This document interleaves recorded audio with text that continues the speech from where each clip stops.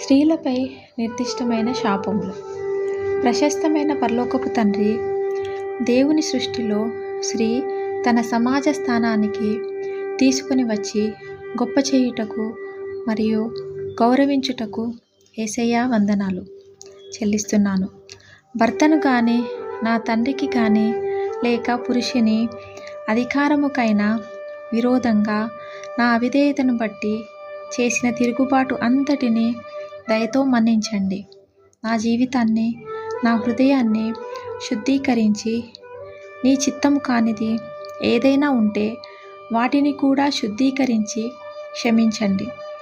ఎక్కడా నేను దుష్టుని యొక్క ఉచ్చులోనికి అతని చిత్తం చేయుటకు పడిపోయానో చూచుటకు నా కన్నులు తెరవండి.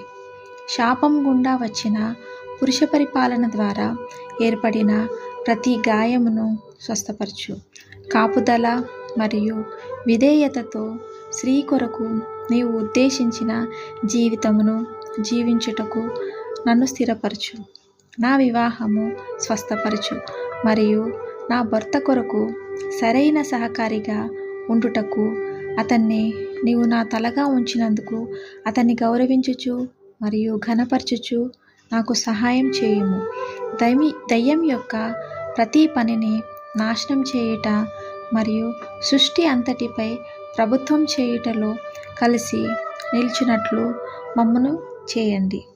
దేవునికి ప్రీతికరంగా కాని ఆశలన్నింటినీ నా భర్తకు విగ్రహంగా చేసి ఆయన మీద నాకు ఉన్న మితిమీరిన ఆశను బట్టి నాకు వచ్చిన ప్రతి శాపమును యేసు నామములో తెంచివేస్తున్నాను.